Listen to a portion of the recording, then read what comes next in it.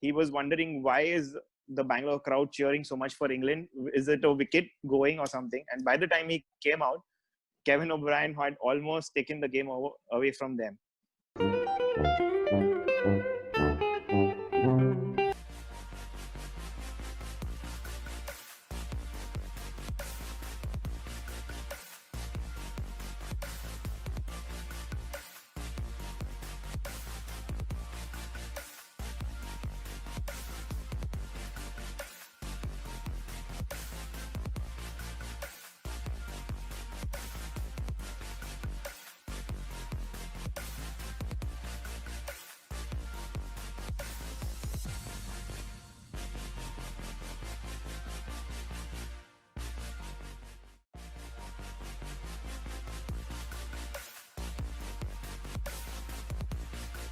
What do you think is the biggest upset you have seen in the World Cups?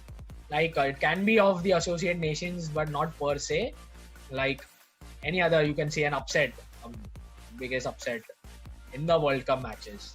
I think the jury's out for that. The biggest upset in the World Cup match is 1983 final, which India won. But it wasn't in our era. So I'd like your opinions, any matches in our era which we've grown up seeing. So I think, again, this match, I remember more because this entire World Cup, I saw it with all of you guys. And of course, India won that World Cup. So this particular World Cup, I remember all of us watching together almost all of the games, all of the matches. And the upset which I was talking about was England versus Ireland, and played in Chinnaswamy in Bangalore, and high scoring ground. And England batted first, and Siddesh's favorite player, Kevin Pietersen, KP. he used to open back then in that particular World Cup, and I really feel it was a good move for them. You know, trademark. Even in this innings, he scored about 59, and he kept on coming on the offside, and kept on hitting. It looked like he could have really got a 200 on in that particular game, but it wasn't supposed to be. And they had a good opening partnership, and Jonathan Trott at number 3, Ian Bell at number 4. They got 92 and 81, which was a very, very good partnership. They just couldn't finish well. You know how important it was for them to finish well. I think in the last 6 overs, they just got about 30-35 odd runs. And they couldn't finish well, and then they still ended up with a very good score, 327. And, no one would have believed that Ireland could, score this much. And on the very first ball, Pottersfield got out for a first ball duck. And post that, they had a little bit 20, 30, 41 partnership, and they were about 111 for 5. I feel most of our TV room was empty. I think even we had gone away from there, and then started the onslaught from Kevin O'Brien, and he single-handedly took the game to them. An interesting thing about this particular match I remember is an interview from Graham Swan. He was hit for a couple of sixes by Kevin O'Brien, and he said that he had a stiff back. He went in the dressing room, and he was having a physio treatment done. And he did not have a television there, and he was just getting the treatment done. And he said that every 2-3 minutes, he heard the crowd cheer loudly, and he had absolutely no clue what was happening. He was wondering why is the Bangalore crowd cheering so much for England? Is it a wicket going or something? And by the time he came out, Kevin O'Brien had almost taken the game away from them. And eventually they won quite comprehensively. I think with just about 13 to go, Kevin O'Brien was run out, but they finished the game well, and they won it fair and square and very nicely indeed. Kevin Pietersen opening in that entire tournament. Would it have been better if they would have had him in the middle order when the middle order was not firing as much? Only the top 3 or 4 were firing. And later that, as a finisher, would you think Kevin Pietersen is better equipped and as an opener? So the thing is, with that squad that England had at that point of time, unfortunately, they did not have a backup opener. So, Kevin Pietersen was a talisman player, like the player for the limited over squad. Essentially, everybody else was batting around Kevin Pietersen, and if they did not do anything silly, they would have gotten that 300 plus. And if I'm not mistaken, this was the second 300 plus score in as many matches. They tied the game with India the previous match, Yeah. which I think Andrew Strauss played extremely well. He had 160 plus. Yeah. So, but the thing is, all the other batsmen that you see, they are not the kind of people who, in your modern day one-day cricket, are considered as excellent opening batsmen. They are good stabilizing batsmen. You have Trott, you have Bell. Neither of them were really known to be the explosive kind. You do not have a Sehwag in that team who could just hit a boundary of the first ball and then start putting pressure on the opponent. The first 10 overs you get like 70 odd runs, and then suddenly the bowler of the opposition team is under pressure. In this case, what they had was not a really great backup plan for their opening batsmen. They had just Peterson. Then if you see the batting order, it's Trott, it's Bell, and it's Collingwood and Pryor. Maybe they could have tried Pryor as an opening batsman, because Pryor was not, he was not succeeding at that number 7 place that he was batting. More often than not, he was not needed, and by the time he came in, it was already too late. So what they could have done differently was tried Pryor up there. If he failed, nothing to lose. If he succeeded, you get a quick 20, 30. He's done his job and he's gone, man. So what I feel is that your number 3 batsman is your backup opener. That's what I feel, because if your opening batsman gets a first ball duck, so your number 3 batsman, the one down batsman, is as good as an opener. So obviously Kevin Peterson had to play the role of the opener, because what could have happened. He could have played. You never know, because if you would have put Pryor in the opening slot and you would have lost 3 or 4 quick wickets within the 100-run mark, then they wouldn't have gone to 330. They wouldn't have got 330 as well. Kevin Peterson in that role was perfect, because it was not like he was not doing his job. He was doing his job. He was making runs for the team, and so the start is really important. Like you said, to get the momentum, you need to start quick. Like, you have to set the momentum. So in the beginning, when you build up a partnership, you get a good start as a good opening partnership that lays the foundation. Okay, fair enough. So your matches, Ireland versus England 2011 World Cup. Akshay, will move on to you. Your biggest upset? Okay, so it was an upset and a heartbreak, because it was the Bangladesh versus India match in the 2007 World Cup, and which so you wouldn't want to watch TV, like you want to watch cricket after that for a very long time, because it was just so heartbreaking, because the way the guys played, the atmosphere which was there within the team led to the way we played. But nothing to take away from the Bangladesh Tigers, as they say, as they are called, because that's what made them into a much better team. Like, once they started, they had the confidence. I know they had to beat us. I know, as an Indian, I feel heartbroken. But once they got that confidence, so they have been putting up performances like this and playing under pressure and killing they have been playing really well against all the other teams. I know the way they played in that match, and the way they have been after that World Cup, and whatever things they have achieved, like whatever at what level they are playing. As Penny said, they are a very good team going on paper also, and they have a very good bench strength also.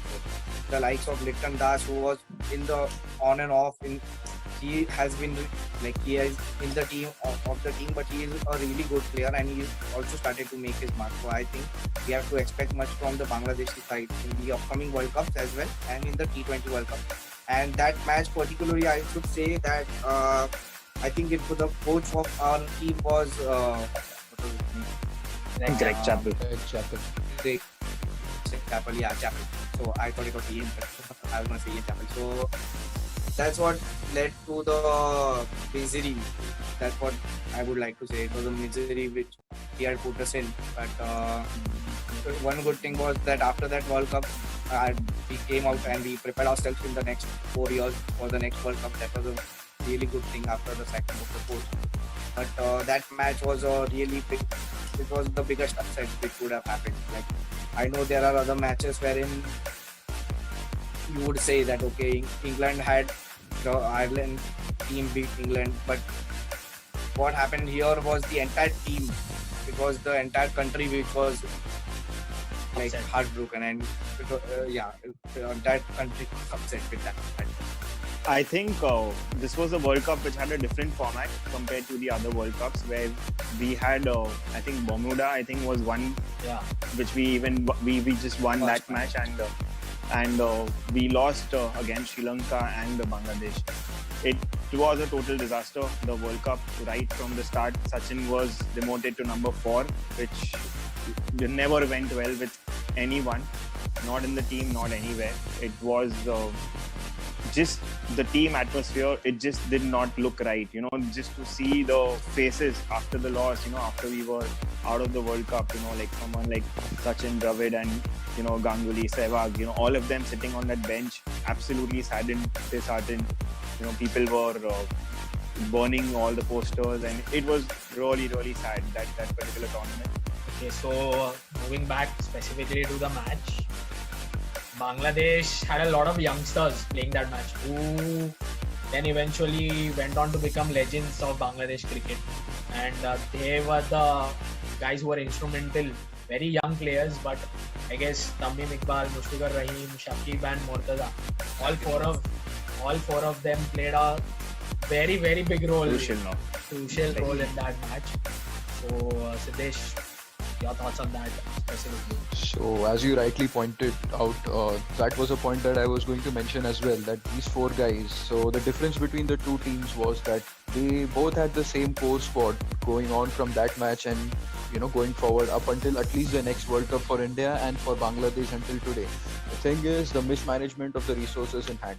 So the coach and the muddled thinking of the team management kind of sort of put the entire spanner in the works for India. If you look at least even 2 years before this, 2007 this was, if you look at 2005, Greg Chappell had effectively kicked Ganguly out of the team. He was forced to pick that guy into the team because of BCCI and the general understanding that a guy of Ganguly's seniority cannot be kept out of a World Cup squad. So he had to make way for Ganguly, and that kind of sort of put the whole team order into perspective. So, you had to put Ganguly somewhere. The only place that you could fit him was the opening place. And it was basically what ruined the whole situation. If you imagine Ganguly down the order and Sehwag and Tendulkar opening like they did in the World Cup that we won in 2011, it would have been a different story. We would not have been 191 all out. It would probably have been like 260, 270, which was the norm back then in 2007.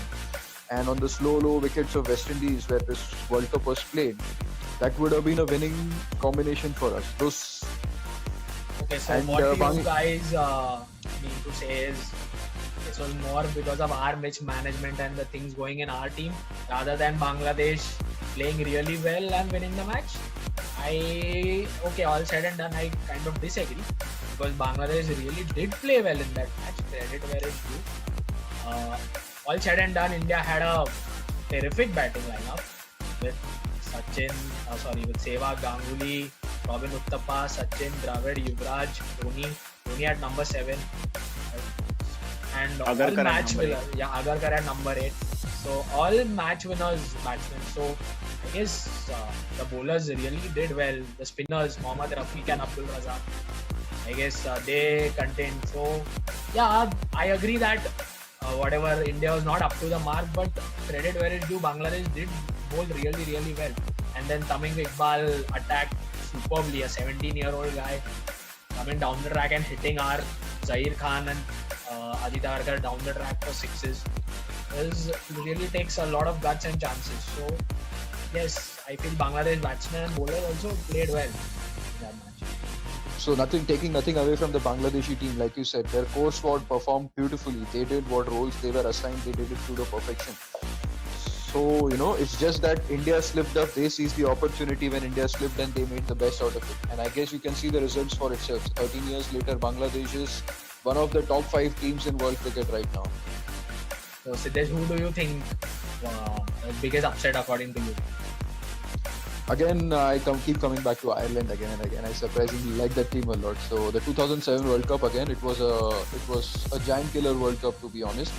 So the World Cup, 2 World Cup winners were knocked down within days. India got knocked out by Bangladesh, which was a shock, and the other shock was the knocking out of Pakistan by Ireland. So Pakistan, despite having an equally famed batting lineup as India, they had Inzamam ul Haq, they had Mohammad Yusuf, they had Yunus Khan, they had Abdul Razak, they had Azhar Mahmood, Imran Nazir, Mohammad Hafiz, if I'm not mistaken, he was still playing until very recent. So these guys, if you put them on paper, they are probably, and Shoaib Malik, I forgot Shoaib Malik. So this lineup is essentially a Pakistani lineup that can beat any team on any given day. And they had done it quite often. They were one of the favorites going into this World Cup. And to think that such a team could collapse to 132 or 133 against, at that point of time, Ireland was literally an unknown entity, you know. Today, at least you and I, when we talk about cricket, we at least mention Ireland having pulled off some of the upsets. This was the one that started it all for them. In my opinion, that is one of the biggest upsets that I've seen till date. In the 13 years since, I've not seen any upset that matches to that level. Of course, that started it all. So yeah, that's my upset match. Akshay and Fennel, do you think conditions played a big role, and Ireland winning the toss, deciding to bowl up front in that conditions, which we know Asian teams are not very good playing against the swinging ball, and Ireland had good fast bowlers which managed to pick up early wickets. Do you think that played a big role? Yeah, that sort of played a very crucial role in that picture. But what I would like to say is that irrespective of the early wickets, 132 was a very subpar score. Like you cannot score 132 against a team which was back then the opposite team, which was Ireland, because you at least had to get to 180 to 200, be able to defend something. Like they made a match out of 132 as well, where the Ireland, I think they won by 4 wickets with 5 or 6 or something like that. But what happened was they couldn't get the batting didn't click at all, and they couldn't get like 200 would have been better, but 180 should have been like Siddesh said, during those days the score of 250 60 would be considered really good, a match winning score. So at least for a fighting total you needed a score of 180 to 200. 132 just couldn't have done in that era and the era prior to that as well, because that was a very subpar score, and any team, like I know they had a very good bowling lineup, but you know they had a batsman who stuck it out. I think it was Neil O'Brien who played a very crucial role. That's what mattered, and they just kept their nerves, and the pressure got the better of the Pakistan team, wherein I know the pressure of the scorecard where you just had to defend 130 odd runs in the 50 overs. It's a very difficult thing to do, and they just couldn't do it. And the good thing is that the Ireland batsmen did hang on. Like they kept on losing wickets, but they had the, like what you could say is that they wanted to win that match anyhow, and that's what kept it going, and finally they won. I think in the end, Ireland had just won by some 3 wickets. And so, yeah, indeed, 160 or 180 would have been really a winning score on that particular surface. Also, to add on that, I think Pakistan had already lost against West Indies. And with this loss, I think they were out of the World Cup. And the very next day, we got a very, very sad news of the death of their coach, Bob Woolmer. You know, I think the match was more famous because of what happened on the very next day. Just to add to Fennel's point, so in my opinion, what I always think about in hindsight is probably Bob Woolmer and Greg Chappell, if they had interchanged teams, they would have probably gotten the better out of their respective teams. Because Pakistan as a team is a more malleable team, they probably do not have as much of an issue because they've always been known to tinker around with their combinations, you know. And if you have somebody like Mohammad Hafiz, who's your at one point of time one of your lead spin bowlers who suddenly comes out to open and stuff, I guess that probably would have fitted Greg Chappell's mold of coaching as opposed to Bob Woolmer's. And Bob Woolmer would have probably done better in India. If you come to think of it, both were applicants for both teams when the coaching positions were out in, I think, 2004. So, I mean, that's just out of the box thinking in hindsight, of course. You know, you cannot change that. But then I always used to think that Bob Woolmer would have done better as a coach for India and Greg Chappell would have done better as a coach for Pakistan. It just so happened that they got hired by the wrong boards at that point of time. So, yes, that's it. Thank you so much, gentlemen. It was really, really fun talking cricket again with you guys after so long. and hopefully we will continue with some more topics in the future. So yes, thank you guys.